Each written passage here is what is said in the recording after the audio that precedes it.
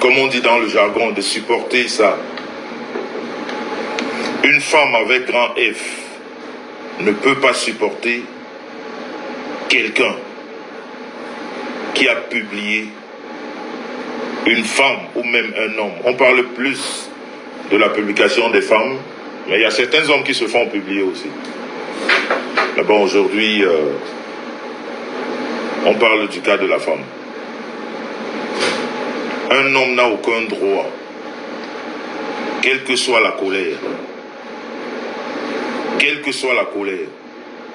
de prendre la nudité de sa femme, de sa copine, même d'une personne lambda, partager avec quelqu'un d'autre.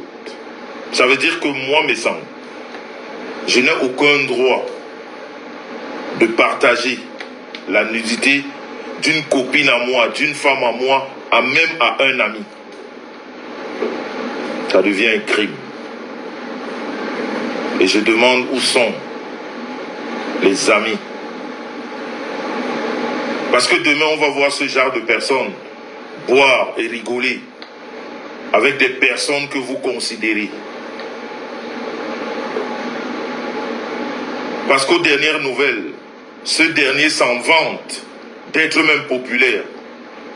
Vous voyez jusqu'à quel point on peut être démoniaque.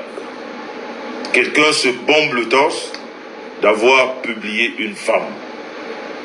Ses amis sont autour de lui. Lui, il est content. Il fait croire aux gens qu'il est devenu célèbre.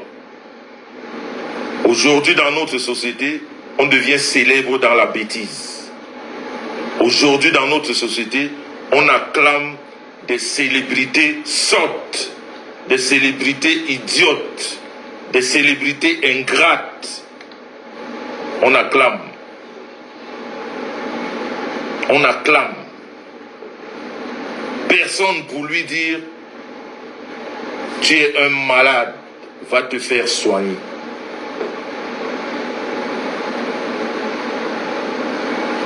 Ses amis sont aujourd'hui rentrés tous, comme on dit chez nous dans le Sisongo. Ils ne font que des réunions internes. Les réunions dans lesquelles les voix sont même déjà dehors, parce que moi j'en ai eu.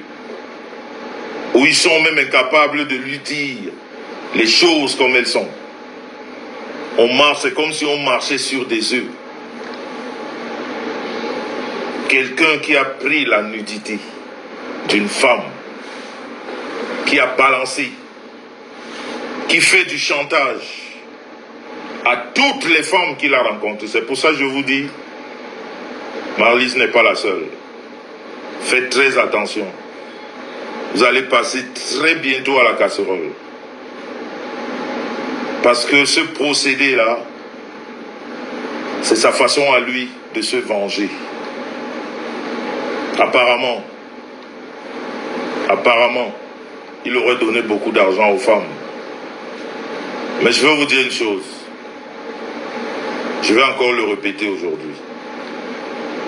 Les voleurs, les fémans, moi mes sangs, tu peux être le plus riche du monde, je n'aurai jamais de considération pour toi. Quand tu es un voleur, on n'a de considération pour aucun voleur. Un voleur reste un voleur. Si tu deviens millionnaire en volant, tu es un voleur. Et il faudrait qu'on te le rappelle à chaque fois.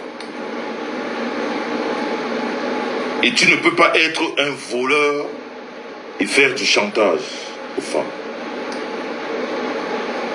Je pourrais reprocher à toutes ces femmes qui côtoient ce genre de personnes qu'on appelle fémans. Ils se donnent le nom de hommes d'affaires. Très souvent, nous sommes au courant de vos histoires quand ça ne marche pas. Très souvent, nous sommes au courant de ces histoires quand ça ne marche pas. Mais pourtant, quand tout va bien,